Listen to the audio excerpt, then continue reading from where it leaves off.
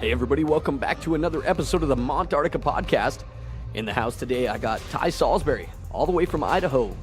Ty, you're living all the way over in Idaho Falls now, am I correct? Formerly from Malta Montana, but living in Idaho Falls now. Yep. And make sure you sit real close to your mic. But anyway, so you moved over to Idaho Falls. You worked here for a while up in Whitewater. You were athletic director up there too, weren't you? I was, yeah. It was a great opportunity, and the small town life is always something that's near and dear to my heart. And after I heard Nate, my cousin, get on the podcast, I thought, why can't I do a podcast? So I started a podcast at my high school for some things that we're doing, and Nice. messaged you and said, gosh, I'd love to talk about growing up in Malta and the great opportunities that we had here. So here I am. How is the one going for you over there in Idaho? It's going really well. We've done 6 episodes, and it's just the long form conversation is just so different. It truly is. It's way different than radio. And that's what I liked about it myself, was that, radio, you're always so hot and heavy real fast, just trying to get your point out. And in a way, it's almost like acting as compared to this. You dive deeper into a conversation. You can kind of get into somebody's head and realize what they're thinking, and Absolutely. And I do a little Facebook feed called Sals in the Halls. Oh, nice. And we do, we interview different people around the school that have things going on. And we get, just this last one that we did about our summer office remodel, we had like 1,200 views on that.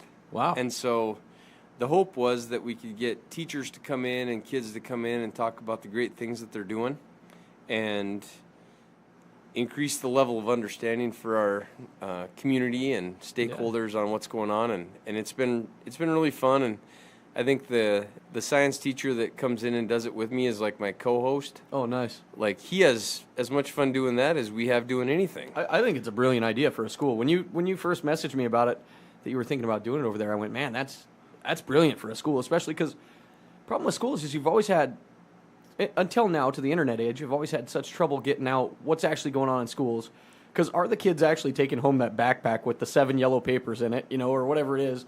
I can only speak for elementary kids as of right now, but I got one going to the bigger school, and man, it'd be the thing. They'd come up to me and, hey, Dad, I got a science fair this week. What do you mean it's this week? Well, I don't know what happened to the paper, or, so doing that kind of thing I think it's brilliant, man. Yeah, it's been huge, and our superintendent obviously loves it because we are getting the word out there in a positive way.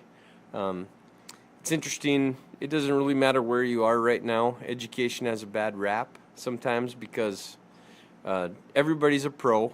Everybody's been to school. Yeah.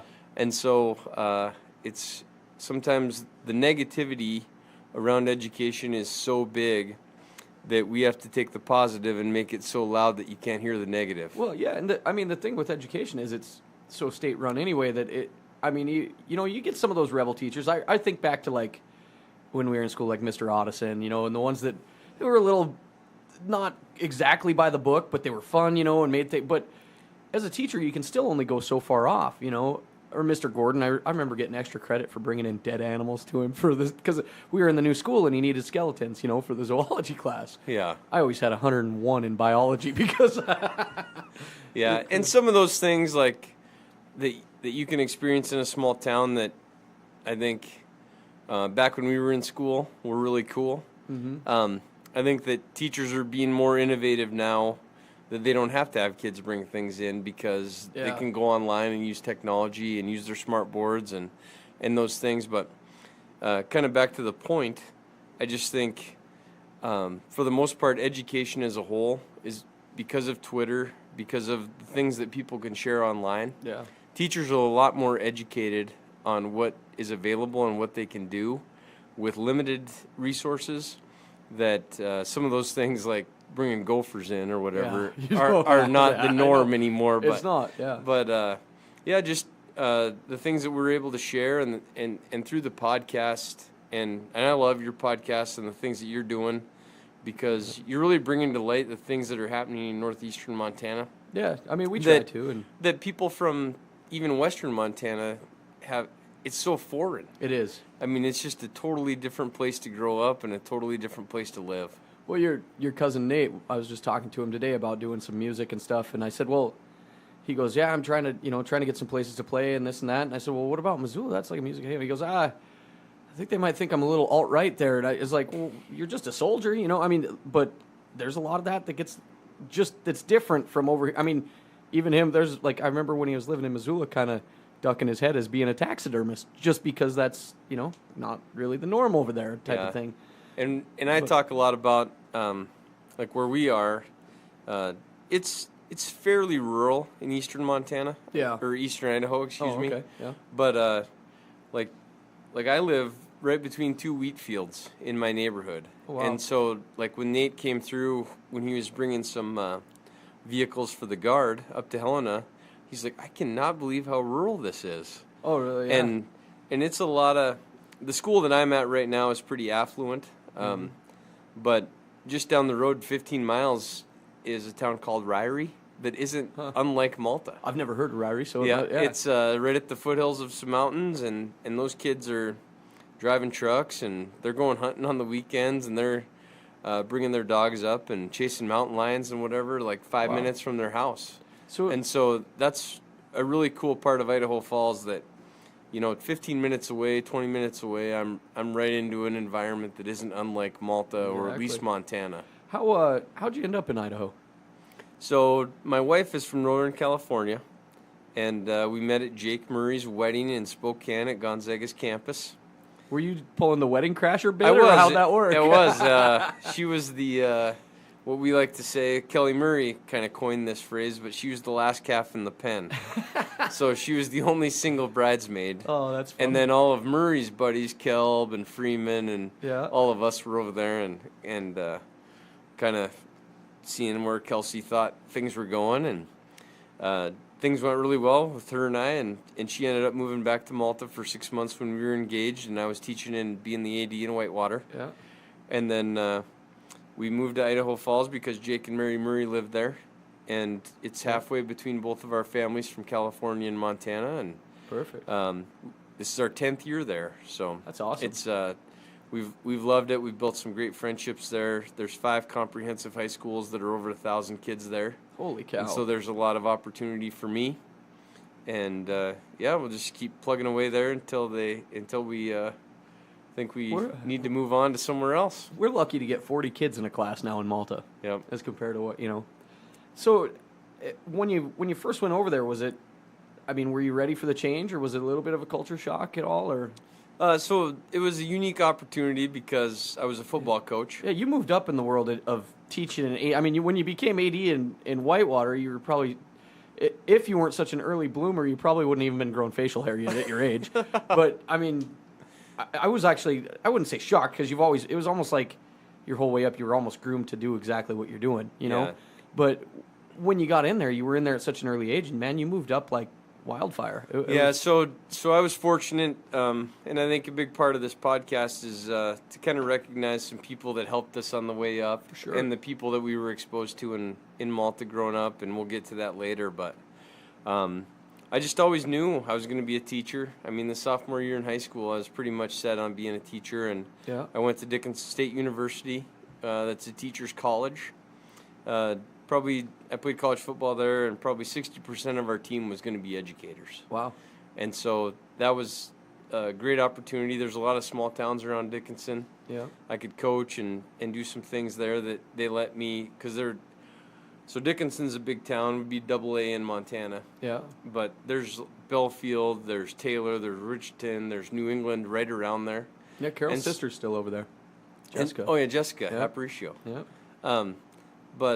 So I kind of got my feet wet in those little towns, and when the opportunity came up to come to Whitewater, that was exceptional. Yeah. The people there took care of me, and Darren Cummings, the superintendent, pretty much just said, whatever opportunity you want, you can have.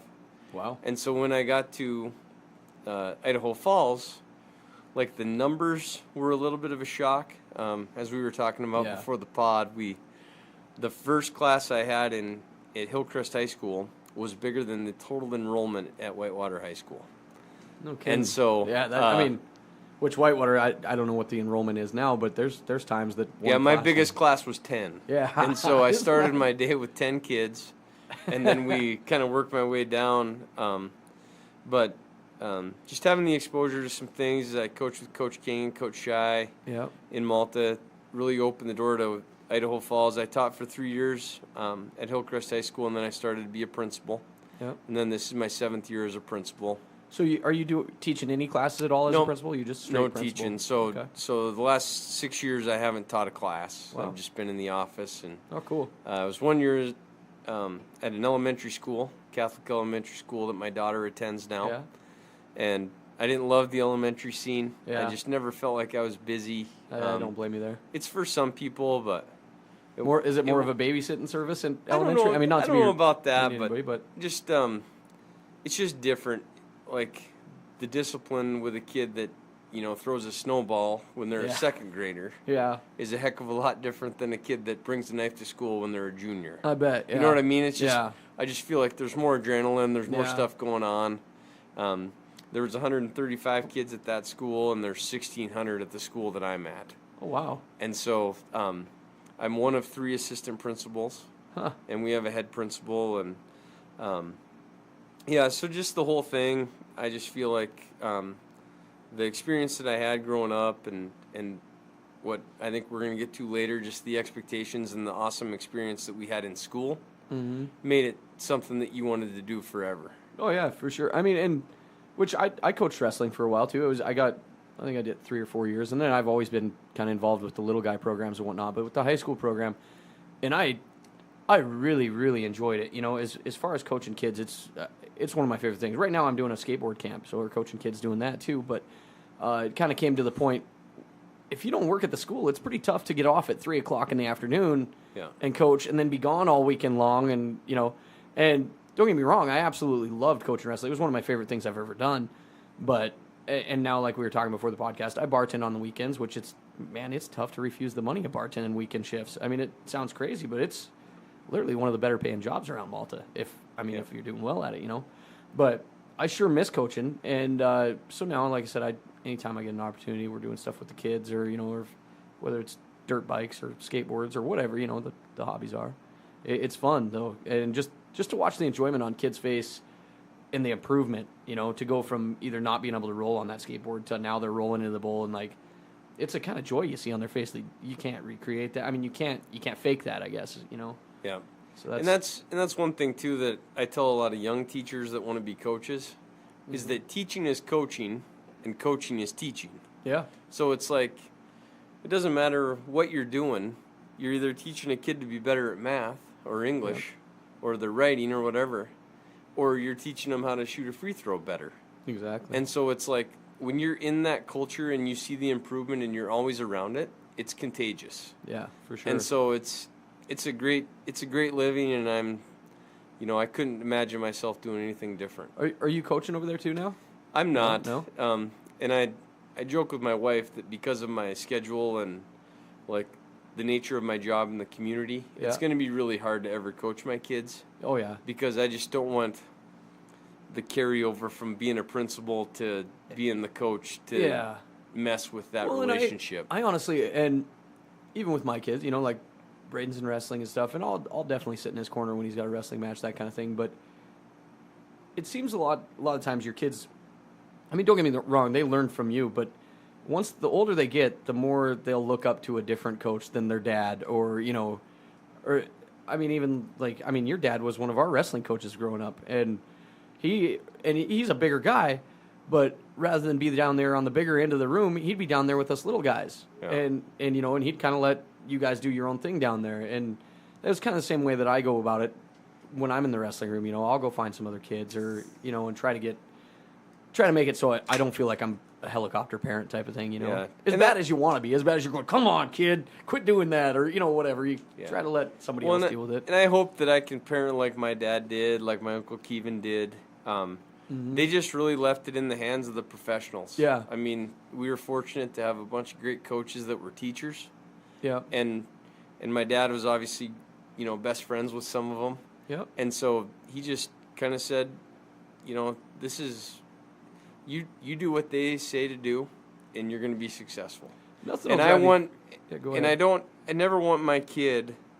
Obviously, like if there's a time where I feel like the coach is a goober, yeah, that I don't want to step in and be like, and have that conversation with the coach to be like, I don't know if that's the way we want to talk to this group. Yeah. Or like, I never know how I want to be with the other parents on a team because we're not like quite to that level yet. Yeah. But I just want to be like, gosh, you know, if we're nothing but positive, we're doing our kids a disservice. And if we're not supporting the coach, like, we might as well not even be here. Yeah. Because we're teaching our kids the wrong things. I listened to a podcast here it was last week. It was actually on Rogan's podcast. And he was talking about that of, you know, the difference between a kid that goes out there and if you lose and the parent going, hey, man, like, you could have hit that duck under better or you could have did this, instead of going, man, screw that ref.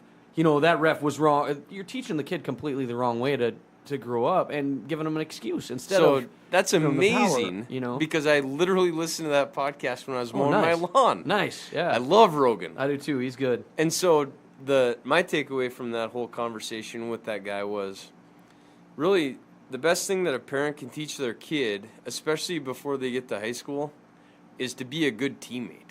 Yeah. Like... Well, that's they're talking to somebody that was really good, you know, trying to bring the rest of the team up because you can have one all-star, and the coach can center themselves around him all the time. But if that kid goes back and helps out every other kid on the team, you're going to have a way better team than you're going to have having one all-star and everybody throwing the ball. Well, and more than even the all-star thing, because I think that's tertiary. Yeah, I think what he was saying and Jordan Peterson was saying was, you have a kid that is going to attract other kids. For sure. And so they're going to be a better professional. Yeah. They're going to be a better leader. Like, if I'm the kid that's taking all the shots or I'm taking all the handoffs or whatever, I'm not making anybody else better. It's very true. But if you teach your kid, hey, you know, great job giving that pass to Travis.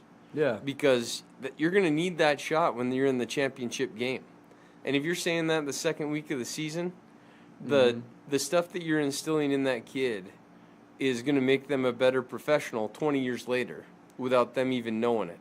Well, exactly. And we say this all the time, even on this podcast, is it would sure be lonely at the top if you didn't bring anybody with you. Or you didn't, you know, or you don't still have those friends or the ones that, especially like in a team sport, which that, you know, that's a lot different.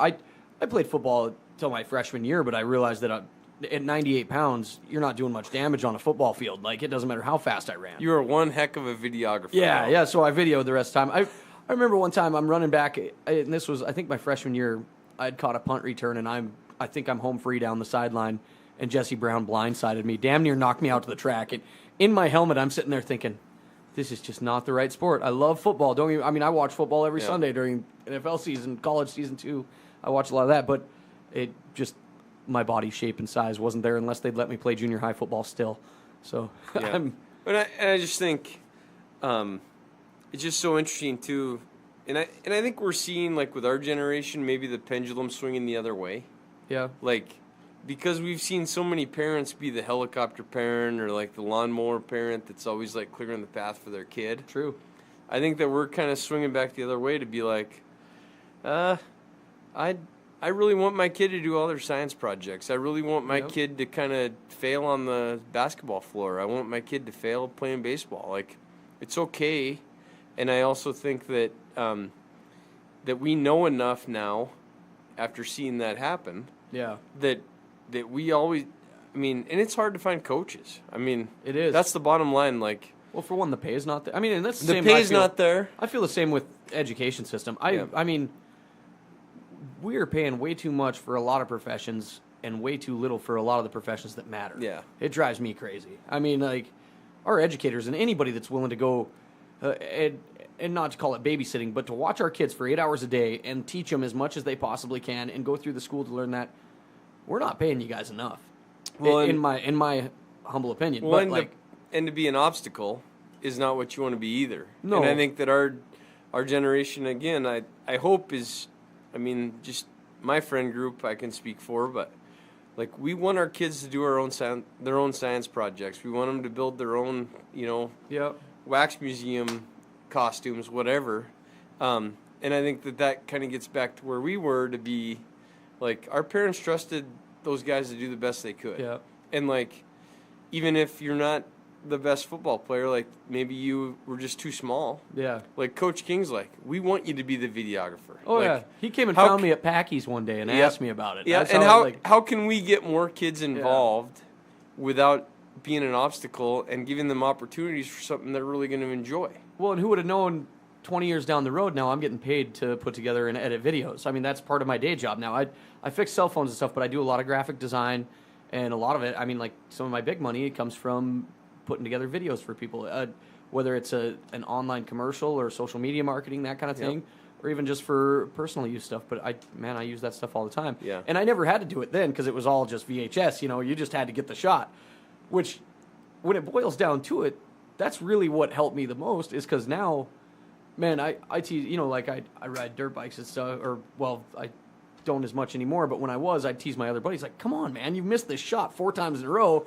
I can only do this trick so many times. I get you every single time, and you never get me on this thing. Like, so it was it's something that literally became a skill. When I was doing it, I had no clue that it'd be something that would come in down the road, I was always just trying to shake off I'm not the manager, I'm the video guy, all right? I don't carry the water. Like, it was a pride thing. Yeah. But I was up there in the booth with Kelb and Gumby and everybody. Kelb would be smoking cigarettes left and right. I was holding my breath as much as I could to breathe up there. But I learned a ton. And you look at that now. I got the podcast. I was in radio for 8-9 years with Greg. And then now I've broke off and now I'm doing this. Yeah, it's all about just giving kids opportunities. And it's fine to let your kid do a lot of things. I mean, for sure. We're fortunate at my place, the high school that I'm at. Like, our student body president wasn't the lead in the play, like the spring musical. Mm-hmm. He was out there. He was a soccer kid. He was our student body president. And at a school of 1,600, being a student body president, they're at the school about as much as I am as an assistant principal. Wow. And so I just think, too, like, the way that we grew up, like, we were really encouraged in Malta to be well-rounded. I mean, there was no stigmas of being, Leanne Pekovic, maybe the best athlete that Eastern Montana's seen ever. For sure. And she's going out for junior miss. Yeah. Like, why not? Yeah. Let's do it. Well, and I think back, there's not many things I didn't do in high school. I mean, from band to choir to football, wrestling, played basketball. I mean, I didn't play basketball in high school but all the way up, I did damn near every sport or project or whatever you could do, and my kids are doing the same now. And don't get me wrong, as a parent, there's some days you wake up on a Monday and go, okay, one has swim lessons, the other has dance lessons, one's going to baseball, one's like, as a parent, that is your day. You end up going, all right, where's dad's time? But it's fun, and I enjoy it. And you're limited. I mean, I've got a 6-year-old and a 2-year-old, and you think about, you really have 18 summers with them. Yeah. And so what are you doing with those 18 summers? Yeah. And so I'm just fortunate, and I feel fortunate that my parents were like, you know what? We're going to do Little League, and we're going to roll into flag football, and we're going to roll into basketball, and we're going to roll into track. Yeah. And so I think, as we look at some of the things that we're going to talk about, like the expectation when we were growing up is that everybody would do everything. I mean, Little League in Malta with, 1,800 people in the town, we had 12 Little League teams that were competitive. And when I'm a 6th grader, we're one game out of going to the regional tournament for the Little League World Series. Mm-hmm. And that wasn't anything that anybody did. It was just sheer numbers. Yeah. And the commitment to, you're going to be in baseball now and we're not going to do anything else. I remember being on the lower end of the age bracket there, and like when Jeremy Otteson was still pitching, you get up there and, man, I'd just be shaking thinking, please don't hit me with that ball. Please don't hit me. Because I was, like I said, I grew up tiny, man. My freshman year, I had to eat to make the minimum in wrestling. I weighed probably 79 pounds maybe. And I had to eat to make 85. And the worst part about it is I had to eat to make 85 for as long as I could there. And then we found out towards the end, right after I broke my arm, that the minimum was actually 83, and the coach had the wrong book on it.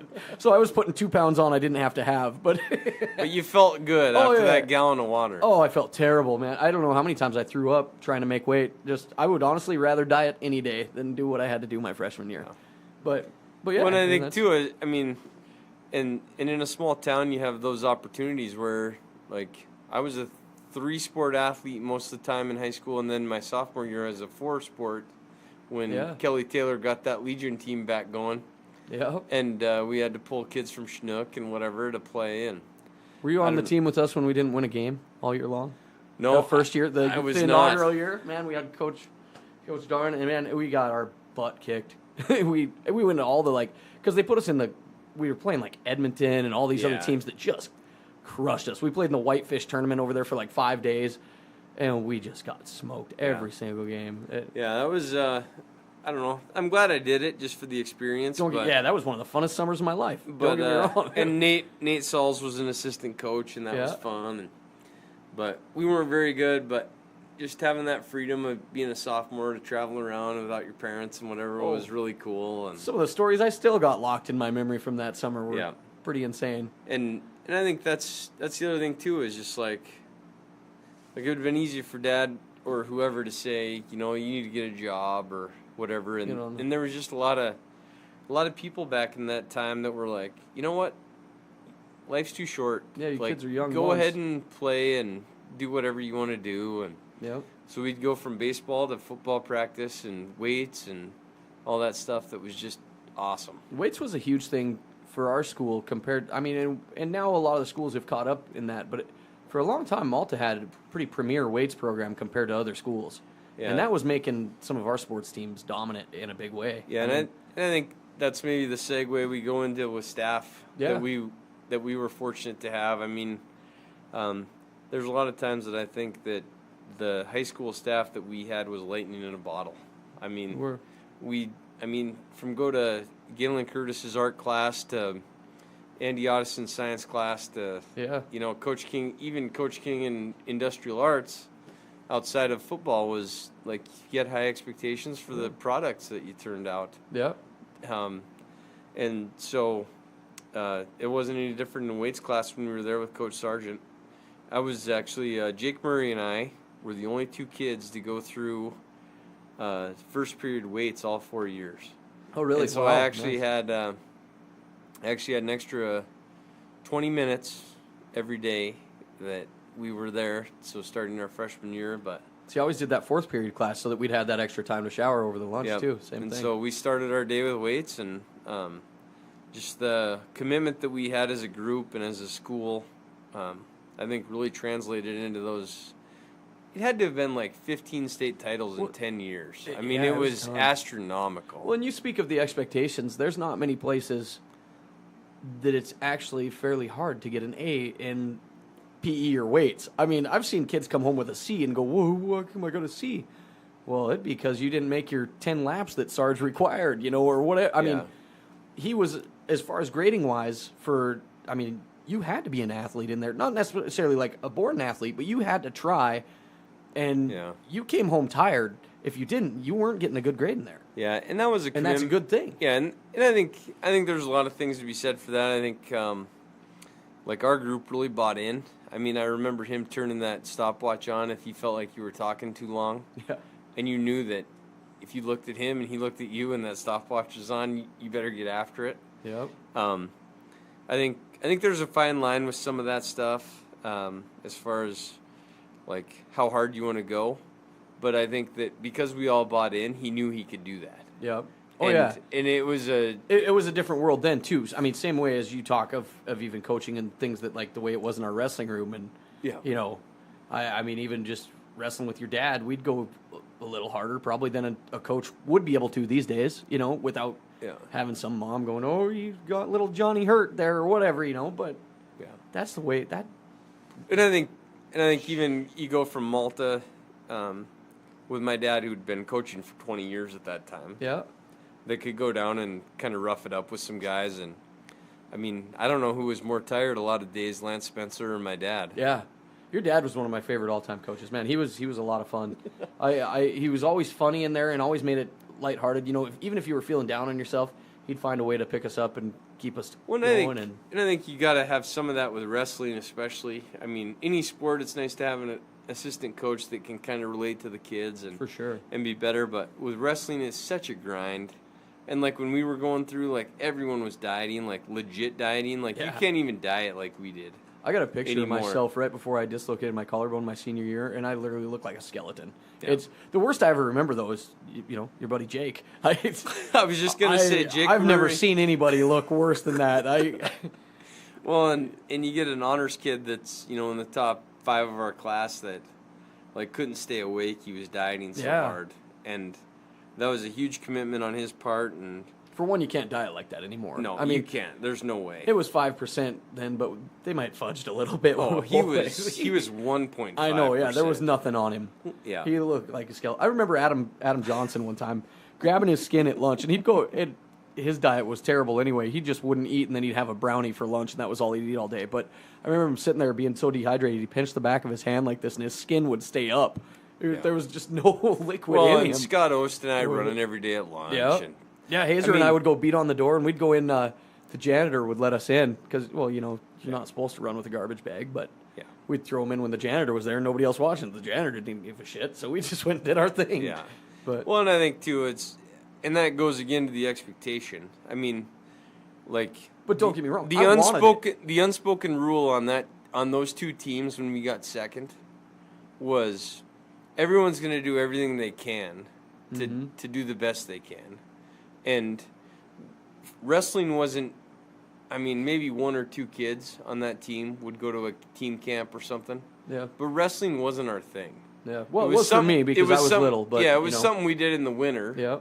Most people before we went players. to track, Yep. and then before we went to football. And our football team won it, too. Yeah. You guys got second the year after, didn't you, too? Isn't that what happened? Yeah, so we won it in 2000, Yep. and then we got second in 2001. Yep. So, man, that road in 2000 was one of the craziest trips of football. It's some of the best games you'd ever remember. Don't get me wrong, that I don't remember what year it was that Curtis Derrick caught that down in Huntley. Was probably one of the better 2006. Yeah, that one there was great. I'll never forget. I think I might have been a sophomore when Rick Fazezi caught that V out down there in Baker to win. Yep. Fort Benton, RJ catching that one over the top. That was our junior year. Yeah, that was our junior year, and man, what a ride that was. Our junior year, or your junior year, my senior year. Yeah. That string of playoffs was some of the best football games I'll probably ever see in my entire life. Yeah. I'm a Lions fan in the NFL, so I see a lot of junk stuff, but there was a lot of wins we squeaked out at the last second. And so I really feel fortunate going through Malta. My freshman year, I was able to dress down for the playoffs.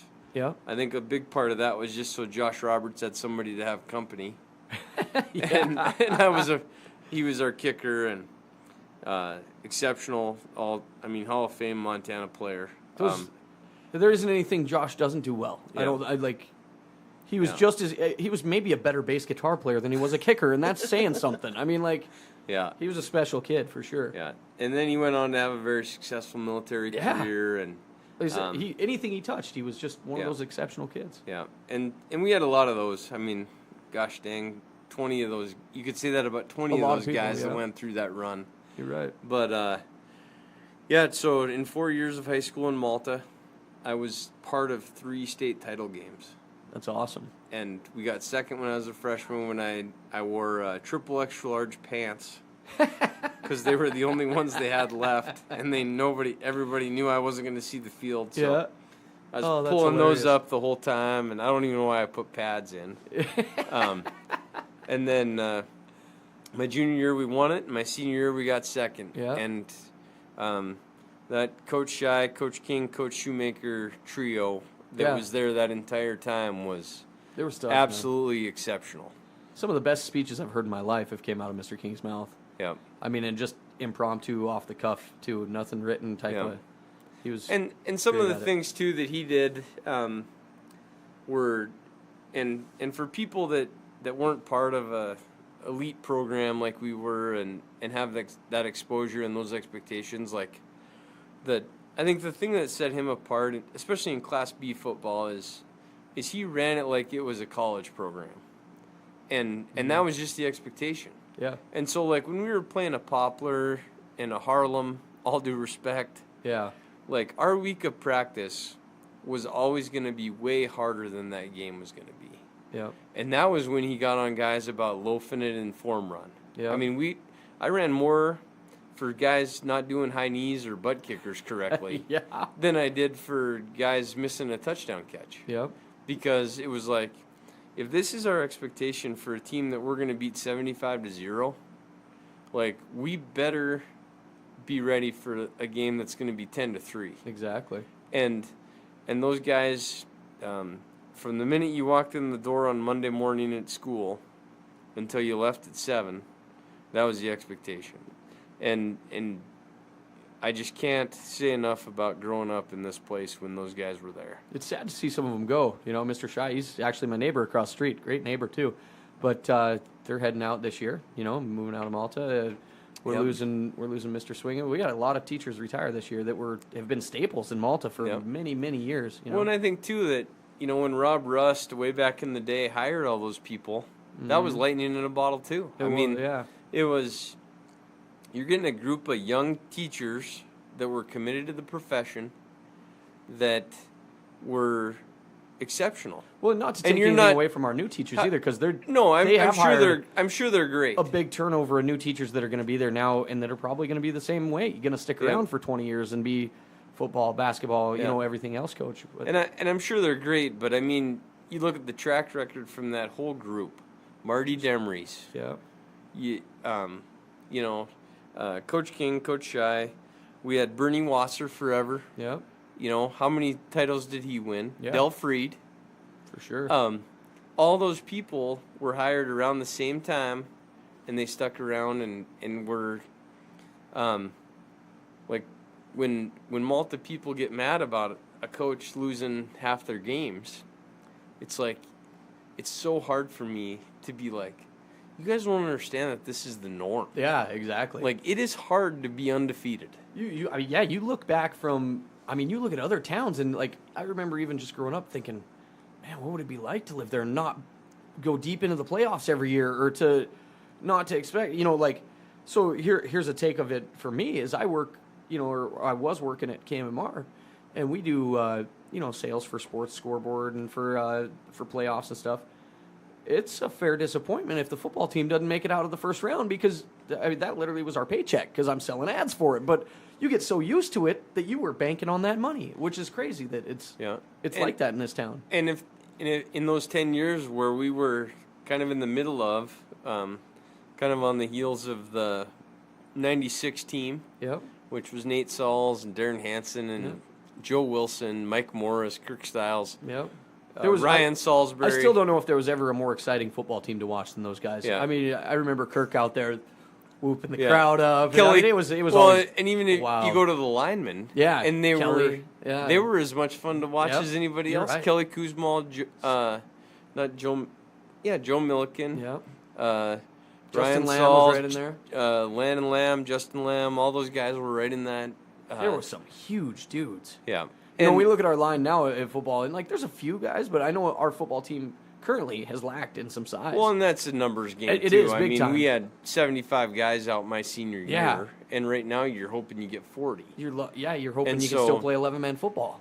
But kind of going back to the point earlier, is just like when everybody, like, knew that they were good and, like, had to be good because that was the expectation. You don't want to let the group below you down. Yeah. And, like, that's the thing Coach King and Coach Shy always preach was, this is your class. Like, this group of seniors, this team is whatever you make it to be.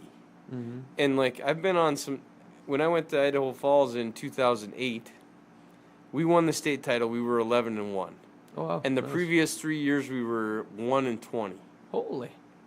And so we had this, like, massive turnaround, and, like, we never talked about losing.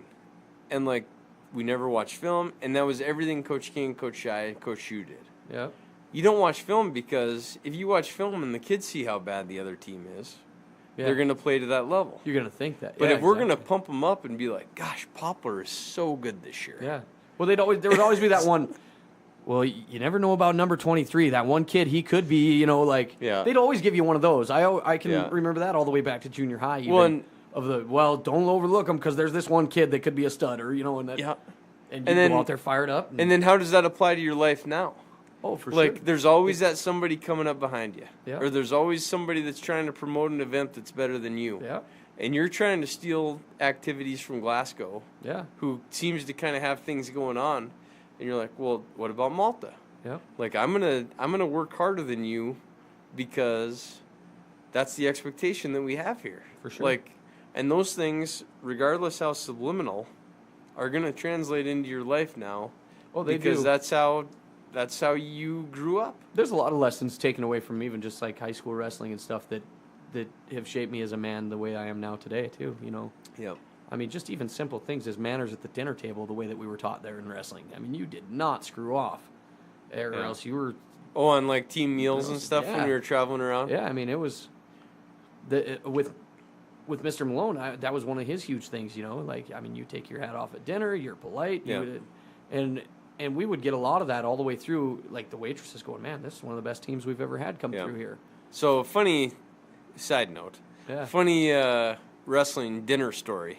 I'm sitting next to JD O'Neill at State Wrestling, and the waitress comes by, and I think this could probably be said for a lot of people from Malta. I might have been sitting there. I think I know what you're going to tell. that aren't out and about very much, and you know it's different going to a big restaurant or whatever. And I love JD; he's a great guy, but the waitress comes by and says, "Super salad," and he says, just the regular size will be fine. I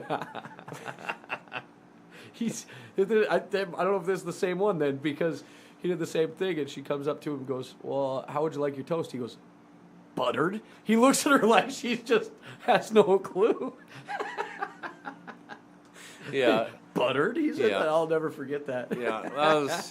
And that's the thing, too, about, you know, we were talking before the pod, like, a lot of people that listen to this maybe don't have great extracurricular or co-curricular experiences with their high schools, but well, yeah, and we're worldwide with this thing too. So like, so there's like a lot of people listening that aren't North Montana, you know, and if you never had an experience where you're traveling with a school and the school's paying for your dinners and all that stuff, like the lessons that you learn being part of that and just getting the exposure, like if you're a family that lives in poverty and you get to go and spend $20 a meal at a nice restaurant in Billings, Montana, which we were, and that seemed like a big place for us. It did.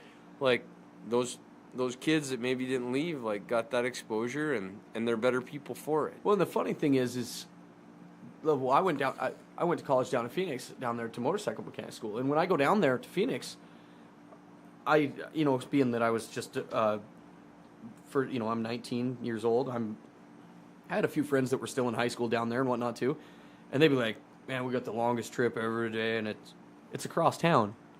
I'm like, "You ever travel 300 miles for a game?" You know? Yeah. And they're like, "You got to be kidding me!" They almost didn't even believe it. Yeah. So in 2008, when we won the state title at Hillcrest High School, we played 6 of our games in Idaho Falls. Wow.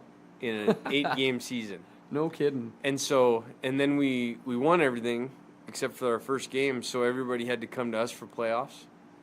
And then we had to travel 45 minutes, which here to Harlem is easy. Nothing. And the kids didn't know if they'd wear their pads on the bus or not. And like, do we get dressed there, or I'm like, you got to be kidding me. Wow. Like, my freshman year alone, we went Cut Bank, Eureka, Baker, Malta. Yeah, it was back and forth, like and back 3,000 miles. Yeah, it was crazy. And we would leave like Thursday afternoon, and like play practice somewhere, and then we'd stay the night, and then we'd go the rest of the way. Yeah, like it's those were some wild bus trips too. I remember Guts. Yeah. How much did Jared Anderson lose to LD Matthews? Oh my gosh, yeah. Guts, for those of you that don't know, was a card game we used to play, and it's you got 2 cards, and if you think your cards are better, you hold out, and if your cards are better, then you win the pot. If not, you drop them in the hat. And man, there were some furious games of Guts. Yeah, I think Jared owed. I think he might still owe LD money. Everybody just bring money in a tube, like a big old tube sock full of quarters. Yeah. And that's awesome. Yeah, those types of things are what you remember. Like 5 years ago, I came back to give the Malta Athletic Club keynote address or whatever at the banquet, and and the award ceremony. And one of the things I did was I sent out a big Google survey. Google formed a bunch of former alumni and whatever, and had them give feedback on different things. And only 2 comments out of like 300 were about winning. Really? And everything else was about just the camaraderie, the family, the locker room, all winning's great, but like the winning is a product of a great team and a great environment and a great culture. Yeah, for sure. And so that was one thing I wanted to communicate during that talk was just like, even I sent it to Skyla Cisco, Linda Cummings, Greta Koss, maybe some of the greatest athletes in Montana history, not just Malta. For sure. And, they said that winning the state title for Malta was one of their greatest athletic achievements. Well, that's crazy for the places they went. Yeah, and it's just like, I don't know who said it. It was all anonymous. But I'm talking, it was pretty limited, so I've kind of narrowed it down to a pretty select group. Yeah. And it was like, that's pretty incredible. It is. That, it truly is. That they started something that they could see, carry on for several years. And just Malta's a unique place, and it was a great place to grow up. I see things now, and it's like we talked earlier, it's a whole different world we live in now that the internet's out as compared to what we had then, and the knowledge, the sheer knowledge that a kid can come across in 10 minutes on his cell phone compared to what we had. I remember getting my first camera phone when I went down to Phoenix for college. That was the first one I got, and text messages just became a thing then. In high school, I was one of the kids that actually had a cell phone. It was one of those big brick Zach Morris style phones back then. Just take your shoe off, put it to your ear. Pretty much, yeah. But the difference now, and I wouldn't say, athletes are athletes, but the difference on the teams or in the rooms, it seems to me, even in the stuff that I've coached, that it's almost a little harder to get the kids to be dedicated as a lot of the kids were. Maybe a lot of it's glory days in my own head type of thing. Almost every person gets that. And as a bartender, I hear it all the time. Guys sitting around, back when 79, our team was that kind of stuff. I don't want to sound like that, but it seems like there's more things for kids to do just sitting at home now as compared to there wasn't that much to do. We were out till the street lights came on or out till the siren rang. Our siren here now rings at 6. It used to ring at 9:30, and I remember being a young kid, and that was my time. That was curfew. You had to be home by then, but we'd be out playing football in the middle of the street or in the next door neighbor's yard until then, and just nonstop. Yeah, and I don't know how. I don't know. Again, I think the pendulum's swinging. I think the other day I spent some time at the Pines with a bunch of my classmates, and I think with people coming back in the numbers that they are, and those people being part of those teams, I think that those kids are going to realize, my dad was played in 2 state titles. And, sure. And those trophies are still in the hallway for him to look at. And I think too, you get the young people that are organizing like the Swish Fest and that was really cool that they did that K through 3 little camp for those awesome basketball kids. And there's a lot going on. That Swish Fest is big. That's big for everybody. I think that the kids realize, my parents are going to spend a weekend with me, and they're going to organize this, and they're going to ref, and they're going to run the table, and they're putting in the time. And I think that the kids see that them putting in the time is going to make a difference. It's like me going through St. Mary's. Yeah. We were the last 6th grade class to go through that little Catholic school, and I think there was a lot to be said for, Matt and Becky Bruce, Bob and Sue Kaluza, Kelly and Colleen Murray, Bruce and Linda Hould, and my parents that committed to keeping that open for another year for us to get through there. You're one of the few kids that came through there that didn't come out hella rebellious. Yeah. I think of my brother and sister's class, man. Yeah.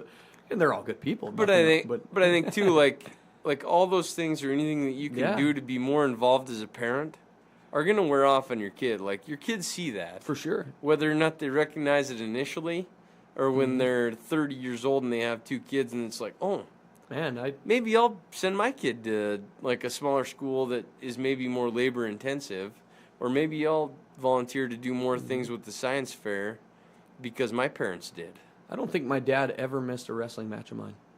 That was huge to me. Yeah. As much as, I look back and think he was always there, no matter what. And then same, and later, when I got later into high school, I started finding other things, like you said, just pretty much because of my size and stature. It wasn't that I wasn't athletic. I just wasn't the same size as the rest of the people putting a football helmet on. So I started racing motocross. And the same thing, my dad supported that 300%. I mean, we drove all over the damn country to race dirt bikes. Yeah. And that's just as much of an athletic sport as anything, but it was so awesome to see the support that he gave us. It didn't matter what it cost or what it was going to be. I mean, he'd go under just trying to help us. It didn't matter. Like he was proud of his kids and doing his... And I think that's a big difference. Like one of the things we talked about, difference between Idaho and Malta is, in Idaho, there's so many club opportunities and travel team opportunities and things like that, people can drop a lot of coin. Oh, yeah. To travel around and try to be on these elite AAU teams or whatever. And they still don't get college offers. Yeah. And you think about when we were going through and, all these NAIA schools in Montana that are available for kids. If you want to play college football and you're a first or second team all-conference player, you had a shot. You can play because you're going to go to Northern or, you can do whatever. But in Idaho, we don't have any NAIA teams. Oh, and really? So, I guess I didn't know that. Yeah, so we have no NAIA teams. We have College of Southern Idaho. I guess we have one. But for the most part, I mean, like the investment that people put in here and could still get recognition because of the place that Malta was and the reputation that we had, we didn't need to do anything extra. A lot more of that here was just sweat equity as opposed to pocketbook. You know, exactly. But you're right. Yeah. And I think people are starting to recognize now too that the multi-sport athletes are going to be just as successful as the kid that focuses on basketball. Yeah. Because those basketball kids are only around 10 to 15 players every year because they're on this travel team or whatever. Yeah. And the kid that's in football and wrestling and track is around their whole student body. Yeah. And they're a more well-rounded, better teammate kid. Well, that's funny. Your nephew asked me today because him and my youngest brother-in-law, they were going out riding dirt bikes today, and both of them are pretty good football players. And he looked at me, he goes, "So, if I go on to play college football, or do those college football coaches, do they make you not ride dirt bikes?" I go, "Well, some of them might discourage it." He goes, "I can't have that." Well, and I went, "Well," I said, "part of it is," I said, and you do realize that, is how much better of an athlete those other sports do make you. It's a different kind of balance for certain. I mean, even skateboarding is a different balance, but I guarantee you it would transfer over to the wrestling mat. It was same with dirt bikes. The dirt bike stuff I did of getting in shape to race motocross was huge for me in wrestling. I mean, I'd come in and be able to run 30 minutes like it was nothing, you know? I mean, as compared to being where I wouldn't have been doing anything all summer long. And I think, too, that there's a certain level of that a college coach is going to understand that a kid from Malta's doing. You're probably that right. A kid from, Billing Skyview isn't probably exposed to. I mean, they're going to know that. Yeah, that's a farm kid, and he's probably going to. Yeah, he's got, when I come and do a college visit and I walk out in the parking lot, there's, 2 motorbikes in the back of a pickup. Yeah. Oh, that's Travis's. Yeah, and I think we're okay. 15 years ago, it would have been a couple hunting rifles along with it. But and that's such a different deal too. And that's so hard for me. Like I was saying earlier, that like Idaho Falls is still pretty rural. Yeah. And there's kids camping all the time, and we have these huge sand dunes that are out by Rexburg, Idaho. Oh, yeah, I've been there. So it's heaven on a dirt bike. I'm not gonna lie. Yeah. And kids are out there camping and doing whatever, and it's totally innocent, and they're they're not breaking any laws or whatever. Yeah. But they'll come back with a bunch of knives in their car, and I'm just like, gosh dang it. You can't. I gotta suspend you. Yeah. But I grew up in Malta, Montana, and I know what you're going through. So just don't do it anymore. We're good. You ever have any? Is your position? Do you ever have any class clowns that you gotta discipline them, but in your head you're trying not to laugh? Oh, you ever have that stuff come without through? question. Yeah, there's 3 or 4 times this year alone that as the assistant principal and the head principal's out of there and whatever and stuff falls in my lap, I'm just like, I can pinpoint like 4 or 5 guys in my grade. Yeah. That were doing exactly the same thing that didn't get in trouble in Malta. Yeah. That you have to get in trouble for because of the nature of the time that we live in. Yeah, it's so much different now. Way different now. Yeah. I mean, yeah, I remember one time we were in, Galen Curtis's art class, and I had a girl that, at the time, we were bickering back and forth, and I'm mad at her. I wound up a rubber band as tight as I can get it wound up, threw it in her hair, and it knots up her hair. I mean, I'm in trouble. I know I'm in trouble, but I was mad. It even amounts to, Galen Curtis comes back, makes me help her get it out and cut the piece out. As I'm thinking in my head, I'm like, this is even worse than me throwing it in her hair. I'm butchering her hair now, too. But and I wasn't suspended or anything like that. I think I might have got a talking to by Mr. King, but, the difference between what we have here and... Well, and I think everything is relative. It truly is, yeah. And in small town Montana, like, one of the greatest stories I have from Whitewater was the sophomore class that I had my first year was 5 kids. And one of the kids that was always in trouble and always pushing the envelope, and I know he didn't like me. It was just unbelievable. But anyway, on April Fool's Day, I'm up at the board doing some grammar things, and I did 5 questions a day where we would do it together as a class, and I'd write on the board, and we'd do it, and they'd put it in their notebook. And I turn around, and he is drinking a BV bottle. And jeez. And so I walk over to him, and he's like, "What are you gonna do?" So I take the BV bottle and I smell it, and it's apple juice.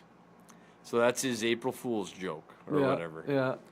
And I knew enough, and I was around educators enough, and Coach King, Coach Shy enough. Like I always say that. I knew to not make it a bigger deal because he wanted it to be a big deal. Yeah. And he wanted me to look like the idiot. Yep. Because I made a big deal out of this thing. So I bring it to Darren Cummings' office. I just give it to him. I'm like, you can have this. It's apple juice. I don't think we should do anything because he wants us to do something. Yeah. So I come back to class. I keep teaching. He's like, aren't you going to do anything? I'm like, no, because that's what you want me to do. Yeah. And so we just kept going, and that was it. And I think that if I wasn't exposed to the good teachers that we had in Malta that like could differentiate between making a big scene and not, that I would have been just like through the roof mad. Yeah. And doing this and that, and it was just, I don't know, like I just always come back to that story when kids are trying to be funny. Yeah. And it's not. And I'm like, you know what? I'm just calling your parents. Like, yeah. You're going to go home for a few days and think about it, and I hope that they discipline you. But at the end of the day, like, I'm not judging you by what stupid thing you do. Like, I just hope that you learn from it and get better. Yeah. Yeah. Did you ever hear the story of when Mr. Tollefson put the kid in the wall? No. This is a couple years before me, and you could... Anyway, we'll just take a quick break. We'll come back with that story because I better get it straight before I tell it. All right, we're back. Anyway, so the story I was telling when we cut to break there was talking about old Mr. Tollefson, and one day, this is before my time. I actually was in his class, and he's one of my favorite teachers of all time too. But he'd had a kid. It was just one of the rowdy ones, and he'd come up to him and was mouthing off or whatever one day. And I don't know the entire story. I just remember him telling me the story. He grabbed him by his shoulders. I went to pick him up and put him against the wall. Well, it's sheetrock. He stuck him right in the wall. He said, he goes, I just let him go walk down to the office, went, I just put a kid through the wall. Like, now, if you did that, you're done. Your teaching's done. I mean, that's...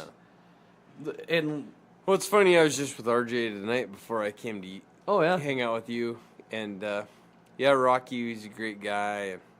And, big supporter of Malta athletics, and just to be a 6th grade teacher for that long was impressive. Oh, And the stuff we put him through. I mean, I'm on the opposite. You were one of the, like, angel child all the way through. I mean, to say it politely, but like I said, it's almost like your entire career you've been groomed to be what you're going to be now, and almost in the same sense of what I'm doing for me. But I was always the kid in the back of the class. If there's a fan there, I remember sitting there with Ryan Rock in Rocky's class there.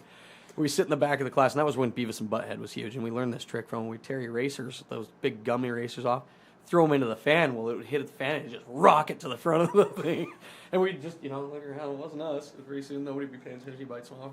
Throw it in there, and it'd shoot back to the class.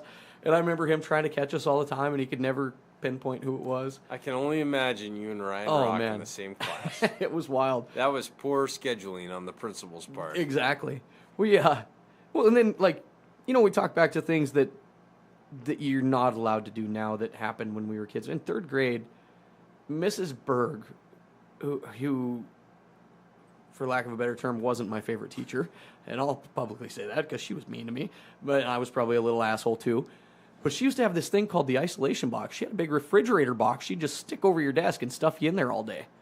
And then if you were being bad in the isolation box, she would take her chalk erasers, come over the top, and clap them out over you'd be in there coughing, couldn't breathe. I remember watching her pick Carl Falth up by his hair one time, who is now a preacher, right? Yeah, exactly. That's what I was going to say. She'd do things. She'd draw a circle on the board just taller than your nose, and you'd have to stand on your tippy toes and put your nose in the circle, and if you got any chalk on your nose, you were getting detention. Wow. I mean, it was a different time. I mean, and I was in school literally like a few years after. Like, I remember my brother saying he was one of the last at St. Mary's to get the paddle. Now could you imagine? I mean, no. I bet there's times that you go, I wish I could use the paddle. No. But no, I mean, I can't imagine the difference from when our parents grew up even to us, and then now a new generation. And don't get me wrong, if I found out that, I'm sure if my kid was being a little butthead, if I found out a teacher literally took a wooden paddle to him, I'd maybe be a little mad, I think. Yeah, and I think the way that we discipline and the way that we try to go through things is more with people.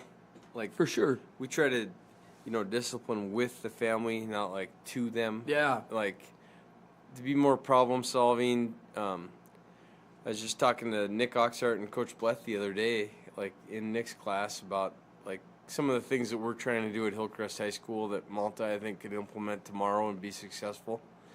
But it's just like, if a kid messes up, it's way easier to call the parent and be like, oh, this little thing happened the first time, and be like, oh, it's like 1 day suspension, like in school, we're good. Like, no one will even know. Yep.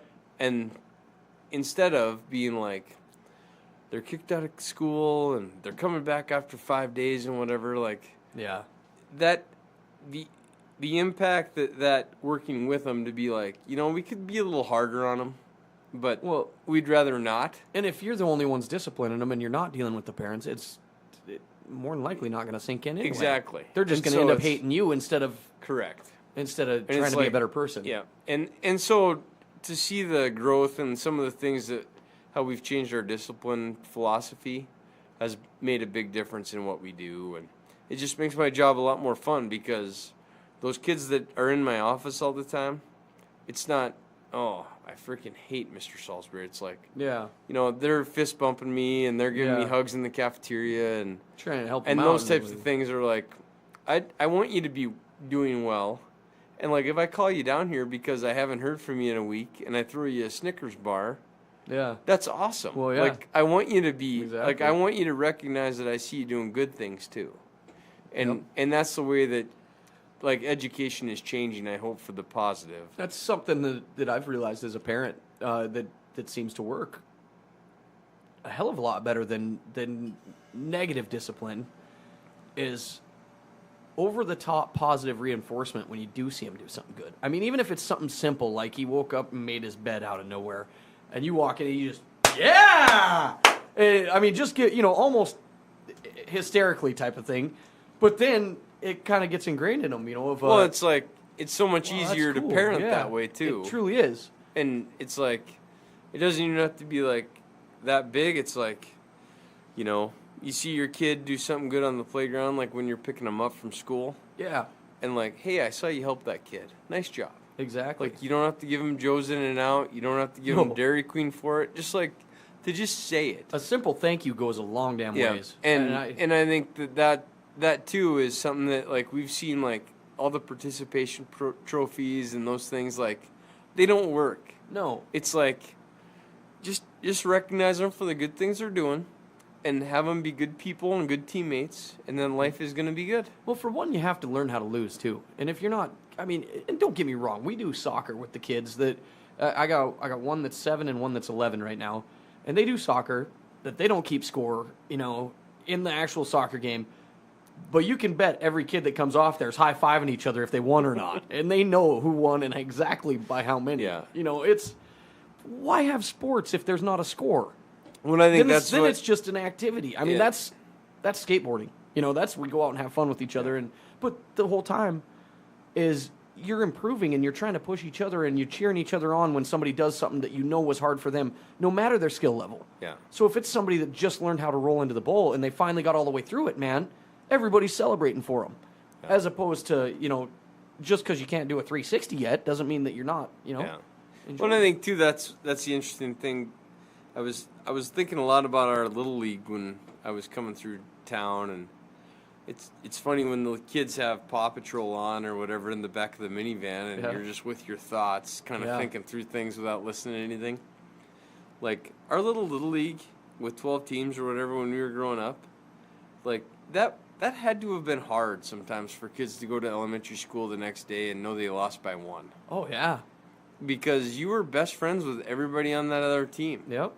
And it was okay. Sure. Like, our parents never talked about wins and losses. No, yeah. Like, it was Mine hard. Didn't at all for that. It was hard. Mm-hmm. But it had to have been tough at elementary school the next day when you were against your best friend and you won. I sure know now and I mean, I've said it 100 times, I grew up short and headed.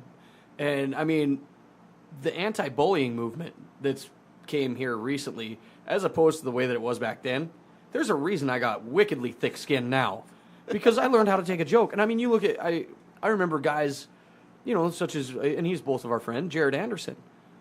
There were so many people that picked on him terribly because he was a little overweight in junior high. And now look at him. He lost it in high school wrestling and has never looked back. And he's been he became a great human. Yeah. And great guy, great golfer. Like, he comes back and wins that Malta Open. Yeah, and I mean, I almost wonder to some point, and not that I feel like anybody should get bullied, but we also shouldn't wrap them in bubble wrap. Yeah, and is where I came back, as much shit as I took as a kid I still get it. You get called ginger at least twice a week, you know, whatever it is.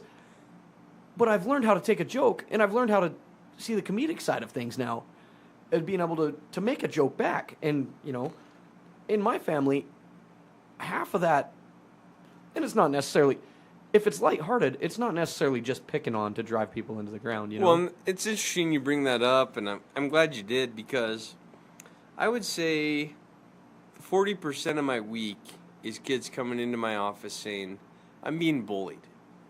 And I'll say, well, I'm going to give you a sheet, and you're going to tell me how many times it happened. And then when they write their statement, it was the first time. It's like, that's not bullying. That's you having a tough time with a kid one day. Yeah. And the definition of bullying is repeatedly feeling like you're inferior. And so one of the things I hope somebody takes away from this walk down memory lane for you and I and having fun BSing is that like the bullying movement has gone so far it's nobody knows what it actually is. And so when they fill that out and I call the other parent and I say, hey, you know what? I would just love for your kid not to talk to this kid for 2 weeks. Yeah. It's done. Like, the parents know, the kids know. Just don't talk anymore. You're in a school of 1,600 kids. Yeah, there's no reason for you to be together. And we resolve it.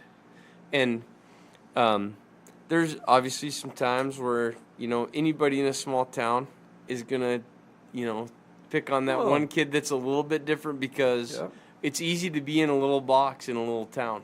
It truly is. And, our 10 parents are ranchers, and we're tough and we're football players and whatever, and this kid that lives in town that isn't very good is, we can ride him a little bit. Yep. Like, that's unfortunate, and it happened, but it shouldn't. It shouldn't, but then again, like I said, I mean, so you even look at, like, some of the most successful athletes or musicians or, I mean, and not saying that any kid should ever have to grow up this way, but, like, one guy that comes to mind is Barry Sanders. His dad was notoriously hard on him. Yeah. I mean, just Barry could never do anything right. He could score 10 touchdowns, and he'd go, well, you missed that block, type of thing. And you look at the guy he became, Michael Jackson. Yeah. And not saying any parent should ever be that hard on him, but they became some of the greatest of all time because they were not necessarily bullied, but pushed that damn hard and always trying to go, well, what can I do to please them, type of thing. And like I said, I mean, I honestly wouldn't trade it for the world for the way that I grew up, because now if I get in any kind of whether it's a heated argument or even just a discussion about anything, a lot of times I can own the place because I've had already all of it thrown at me. Yeah, I mean, like, especially bartending. If I got somebody coming in and they try to flip me shit, I go, well, perfect. You're going to look like an idiot in front of your girlfriend now because, good luck, buddy. Yeah. But I wouldn't trade that for the world. And now, in the world that we live in now with high school kids, that would have been the run to the principal moment. Yeah. Type of, And I think it just depends on the community and it depends on the parents. I mean, there's some parents that I call and it's like, this is what was said, this is whatever, and they'll say, my kid needs to just be tougher. And they don't run to my office and say, you got to suspend this other kid or whatever. And there's still some of that. I mean, there's good in the world. Oh, for sure.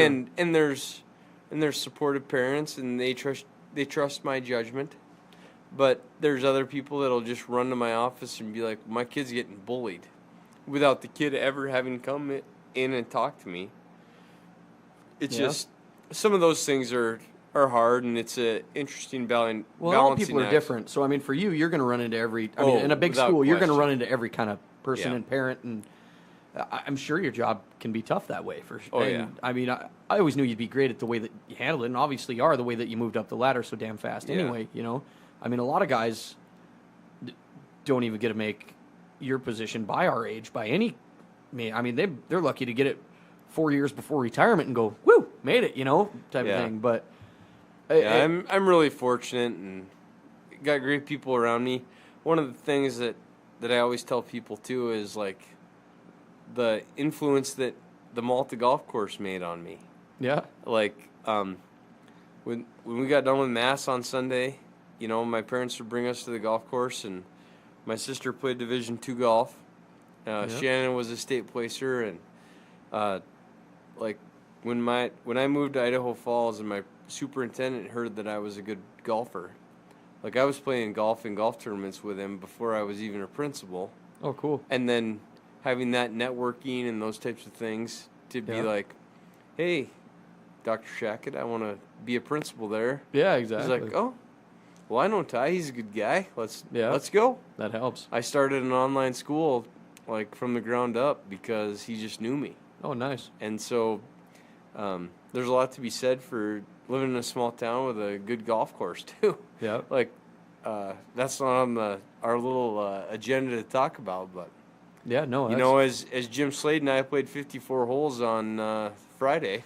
That's a marathon, man.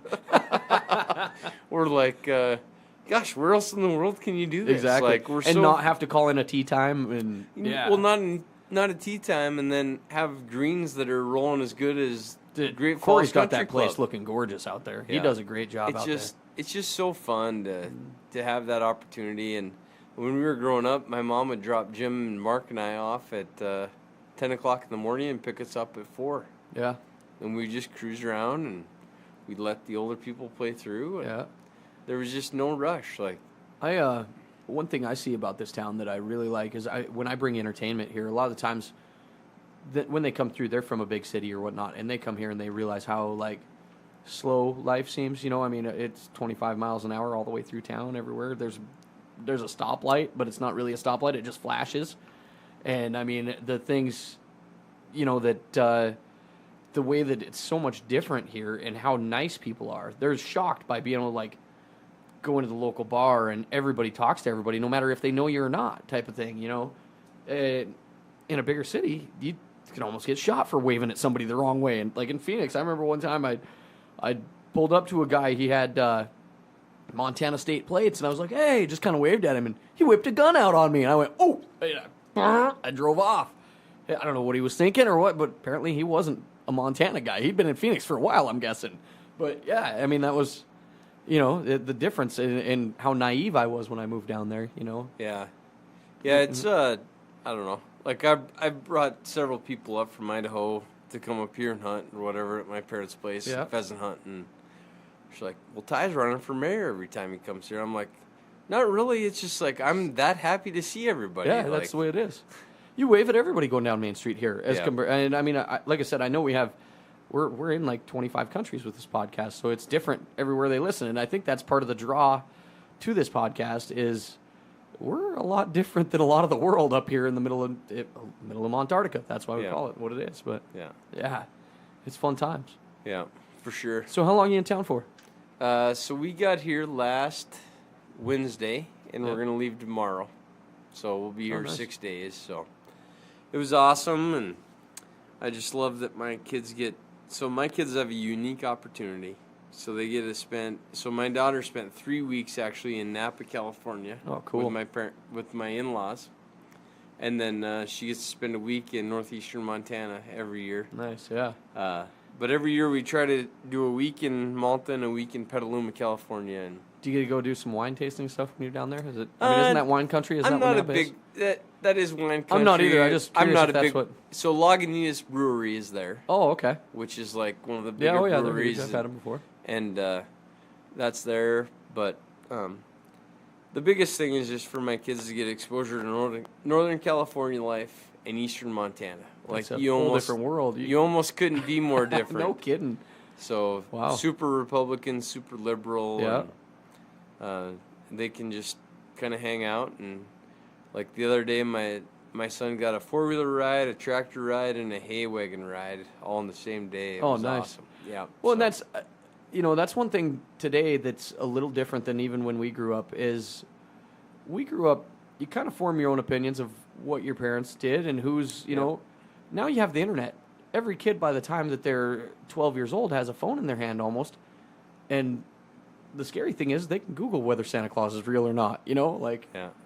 It's, I mean, and you can form your own opinion, and then also, that's the nice thing about the internet is you can spend your time, like you said, while you're driving or you're out on the tractor or whatever. You can sit and listen to a podcast.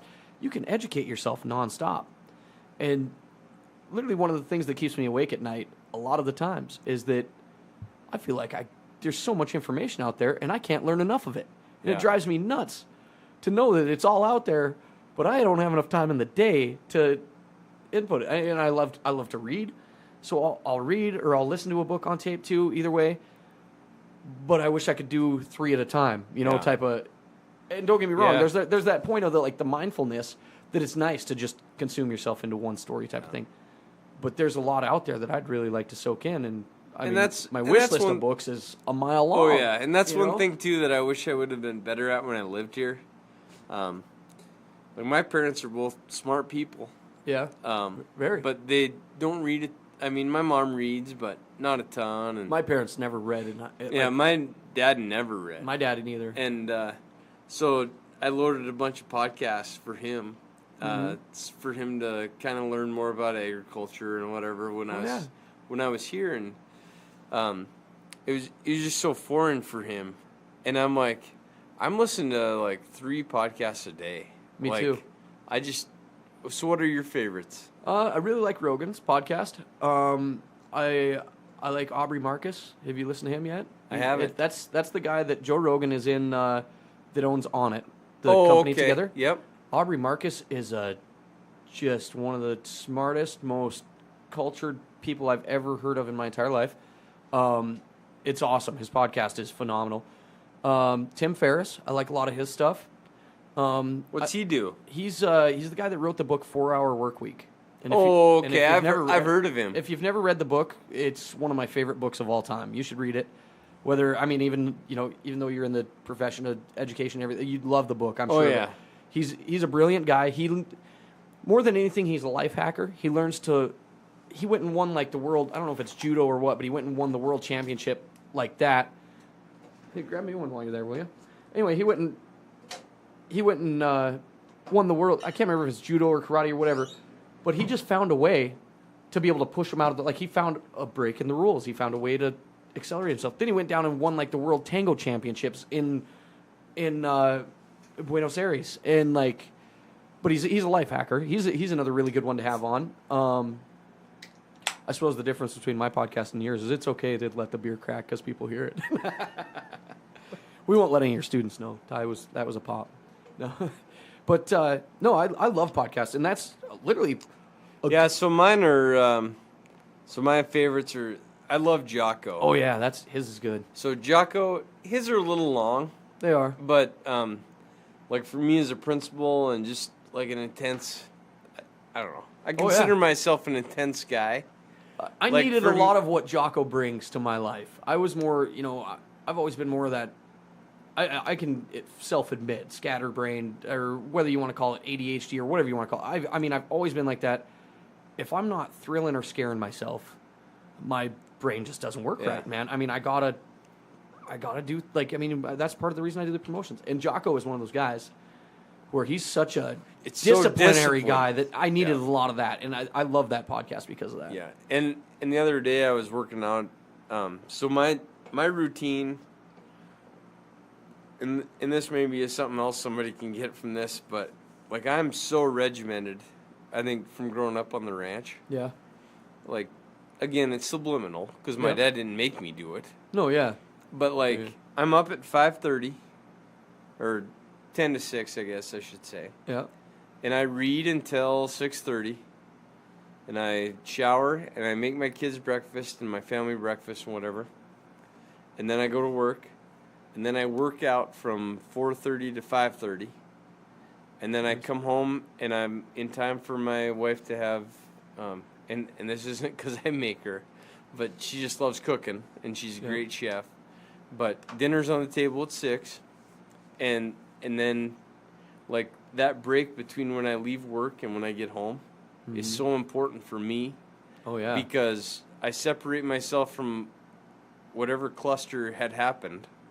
Yeah. And even if it was the greatest day ever, like, I need that break to just, like, have to myself and then go home and then be with my family and not think about it. I unplug. But if you went straight from the kids in the high school and the wildness right to the straight to home, and and even if your kids are the best kids in the world, they're kids. Yep. And, like, it's spilled milk and whatever it is. Yeah. I could see where a guy'd pull his hair out. I do the same thing with bartending. I have to decompress a little bit when I'm done because it's such a... your brain is on another level than when you come in and calm down. I do the same thing. I have kind of a morning routine also. I do a lot of that. I'll go in. Normally I wake up in the morning. I usually try to eat a little something, like I usually eat pretty small in the morning. I'll like avocado and whatever. And then I'll usually go into my bathroom and I'll start the shower and let it run so it gets kind of warm in there. And I'll usually put on something fairly motivational or whatever. Yeah. And then a lot of times I'll get in the shower. I'll click on a podcast as I do that. And I actually have kind of... here recently in the last year, adopted, I don't know if you've heard of him, the Wim Hof method. Nope. You'll have to listen to his podcast with Rogan. It's phenomenal. Oh, okay. He's another one of those life hackers, but he's life hacked it through, he's never, ever, ever sick. Never sick. And what he does is they call him the Iceman. He's constantly dousing himself in cold water one way or another. And he has this breathing routine. So do you take like a lukewarm shower? I'll shower. Well, actually, I shower warm at first, loosen up my muscles, and right before I get out, I go through. It's a breathing technique, and I'm sure I sound crazy until I let all my family know. You're not I'm sure crazy. They all thought I was crazy in there, but it's a breathing technique that you breathe in through your mouth and out your nose as hard as you can. So how cold 30 is it? times. I turn it all the way to cold. So I do the breathing technique 30 times first. As fast as I can, almost get you lightheaded, and then you hold it right at the top. And then you crank it all the way to cold. And then you breathe. You do it 3 more times. So it ends up being a total of 3 minutes in the cold, and it sucks. Yeah, you get better at it. Yeah. At first, it really sucks. Well, I mean, I remember the first few times of it's just painful, but then that's a discipline thing though too. Like you decided I'm going to do this. It is, and I'm telling you what, you wake out or you get out of the shower like your goddamn cells are on fire. It's, I mean, in a good way. You're feeling pumped. You're feeling like you did it, and you'll have to listen to that one with the. It's Wim Hof is his name. There's actually a good documentary about him on. I think it's either Netflix or Hulu, but it's called The Iceman. Oh, okay. And he. Yeah. So. And that's the thing too, that like I just feel so fortunate in Idaho Falls that I've been able to like recreate myself so many times, because I think it's easy in a small town to get in a little bit of a rut. It truly is. And there it's like I'm always exposed to new stuff. I listen to podcasts. I get new, like I do email subscriptions for certain things that I get every day. Yeah. And like the Medium stuff. Like, have you got those, like, Medium subscriptions? No, it's like an online magazine that, like, will send you, like, different inspirational things, like, every day. I get those all the time. Yeah. And like, I guess it's not that same thing, but yeah. And, like, John Gordon's Energy Bus stuff. Like, he'll send you emails. So my podcast that I listen to, Jocko is big. Malcolm Gladwell. I've never heard that one, I guess. Malcolm Gladwell, Revisionist History. Joe Rogan. One of the ones that is interesting is like The Way I Heard It by Mike Rowe is really interesting. And then my new favorite that was kind of a dark horse for me was the Manliness Podcast. Oh yeah, I've listened to a couple episodes of that. Yeah, I really like also not only just podcasts but TED Talks. Oh, I'm huge. TED Radio Hour is so good, phenomenal. Like this, like I said, it's. I really, really love it, don't get me wrong, but in a way, it's so tough for me to wrap my head around that there's that much information out there, and there's only so much you can soak in, and there's only so much that your brain can actually use and hold on to before it's got to, exit out one way or another. And yeah, I mean, TED Radio Hour, like, it's a cool place we're living. Yeah, if you can't listen to anything, like, and that's the interesting thing too, is like I loaded a bunch of podcasts for my dad because like I got to do that to my mom now that you said that. He's like, "What's a podcast?" Yeah. And I'm like, "Dad, like, a lot of the things that I apply at my work are all based on the podcasts I listen to." Yeah.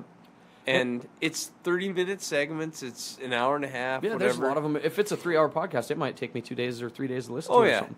But and that's a little bit different between your job and mine. I come in here every day now, and I sit on here on my computer, and I fix cell phones or whatever. But I'm in here. The difference between where you're at and where I'm at is it's real tough. You always look for that, like the 5 people you surround yourself with type of thing. In Malta, that's really tough to find, the right, correct people. But I've always been a weapon at marketing and network marketing. So I'd say maybe 3 of my 5 best friends that I have are literally halfway across the country over the internet because I've became friends or because we like the same things, and then we've started bouncing ideas off each other. And I mean, I've become good friends with a guy he's a filmmaker in California, and like we see each other maybe once a year, but we're still great friends, that kind of thing. Yeah, I think that's the cool thing about it too, is like I'll message Rogan on Instagram and be like, that was the best podcast I've ever heard. He actually sent me a couple of tweets one time about how to fix my neck. I have a lot of the same problem going on with my neck, and that's the reason I bought an inversion table. I got one of the neck pulley things he talks about. Yeah, and he sent it back to me. And I just think it doesn't matter. I think too, it spreads like wildfire. Like I think like I was talking to Nick Oxart the other day about grading practices in school. Mm-hmm. And I'm like, it's just going to take 3 or 4 of you guys to start doing some of these things that we're doing and be best practices that the rest of the school is going to be like, oh, these guys are doing it and the kids love it. It's just going to be spread. So what is that as you talk? I guess So it's just like, how do you limit the amount of homework that the kid has and you increase the amount of rigor for them to understand it? Yeah. And then they perform at a higher level without having homework. I've always been curious, and that's awesome to hear that, because I've always been curious about our education system. My kids have been through, well, Braden especially, like Braden's He's going to be a 6th grader. He reads at the 12th grade level. Like he reads a novel like this each week. And it's not only that. I'm like, he's smart, but he's a lot like, and I had this problem terribly in grade school, is I was smart enough that I would do something, and once I learned it, I didn't want to repeat it 400 times at home after I'd already did it in school and knew it, And some of my teachers were the opposite. It was almost like they loved to pile homework on you. Yeah. It was like, I, as being the rebellious kind of guy that I was, would go, well, I know it. Hell with the homework, I'll ace the test. Yeah, I got 100% on the test. How are you going to give me a B? Exactly. Well, I mean, Mrs. Pugh, for example, she'd have 80% was test grades. Yeah. And 20% was homework. And I just flat, I'll take an 80. And I mean, I was the opposite like that. I just wasn't, it drove me nuts. And it wasn't that I wouldn't know it. And it wasn't that but it's awesome to hear that you're doing something like that. Yeah, I think the trends in education are going to go away from that because... I mean, for one, you got the kids for 8 hours to start with. And as a kid, to wrap 8 hours... I mean, it's tough for some adults to sit at a job for 8 hours. Yeah. And for kids to wrap their heads around 8 hours of that, and to include that they're thinking about that state championship they're working on. Yeah. Or they're... the girlfriend that they just started getting or whatever. The musical or whatever, yeah. So we talked a lot about, what are you going to really spend your time on? Like, how important is this homework assignment? Like, is it important enough to spend an hour on? Is it important enough to just spend 20 minutes on to this review before you take a test? Those types of things. So that's awesome. Yeah, we just had some good conversation on trends in education. And so you sure you can't convince your wife to move back to Malta? I just love having those conversations, and that's what I live for. Mm-hmm. I do a weekly chat on Twitter every week with a bunch of Idaho educators, and yeah, it's just fun. I'm glad to hear we have. I just love my like job. Yeah, that's awesome. Like, if you don't feel like you can do it in your off time and be passionate about it, like, you probably should be doing something else. There's honestly something. I mean, that's one of the things in the world that I love more than anything is teaching kids, or even anybody, whether it's a kid or an adult or anybody, to be able to know that I helped them and improved them in one way or another. And even like with my promotions, I kind of talked in the last podcast, and I was feeling a little, I wouldn't say bitter, but like just, I give out a lot of knowledge for free of things that I've had to really take my lumps on, Yeah. And then you look back on it, and more than anything, I'm just happy to see people doing things and improving their own lives. Yeah. And and it's a cool time we live in to see that kind of thing happening. And who knows what's the future's going to hold, Yeah. Especially implementing technology into education, and like you're teaching, you're being an assistant principal in a whole different world than what it was of us or our parents growing up. Yeah. And I just I like having the opportunity to be on this podcast and thanks for share coming in, some man. things and celebrate the success that we had as a school growing up with the exceptional teachers and coaches that we had, and then also just being you know what, we're still doing it. We wanna keep it rolling, and I hope that my Malta background makes me a better teacher in Malta and a better educator.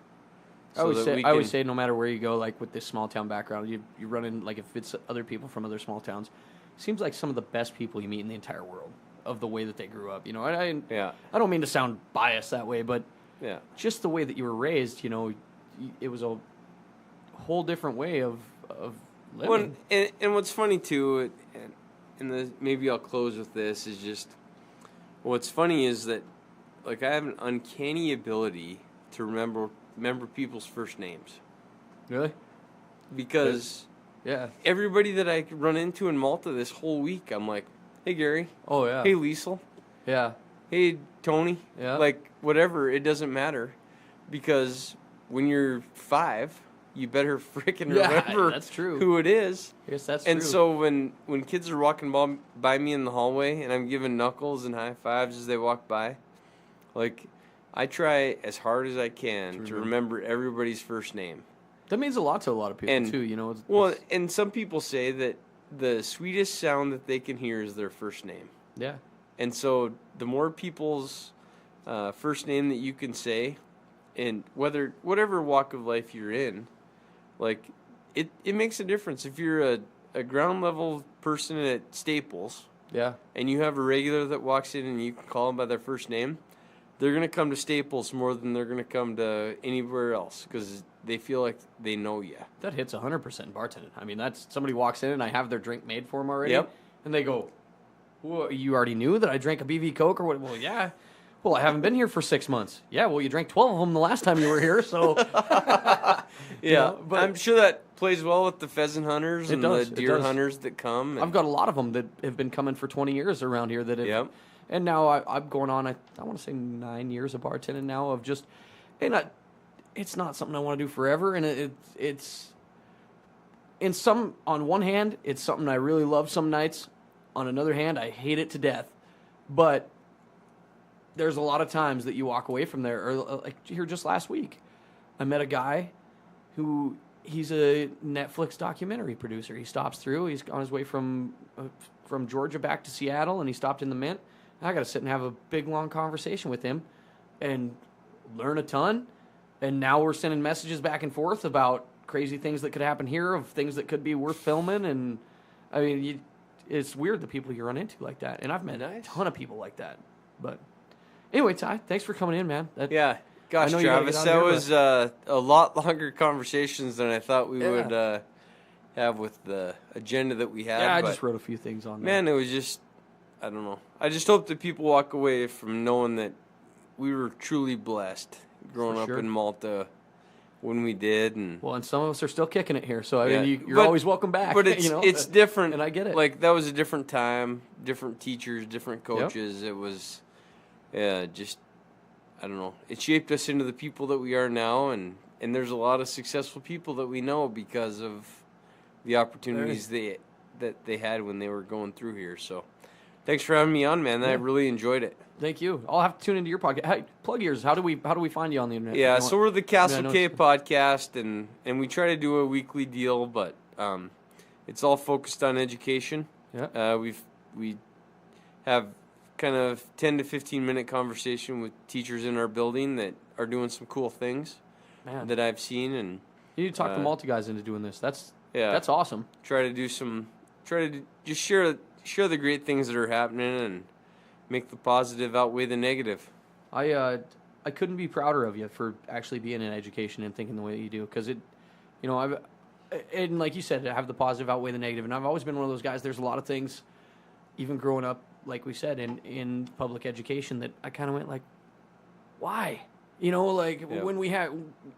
I grew up, and I know, I mean, my brain's always been off to this side anyway, of knowing that, man, that's not something I'm going to do. And why not implement actual life skills? And it sounds like you're doing that, man. So that's awesome. Thanks, man. Thanks for coming. Thanks, Travis. With that, Montarctica Podcast, you can find us on Google Play, iTunes, and on Montarctica.com. Ty Salsbery, thanks for coming, man. Thanks, Travis.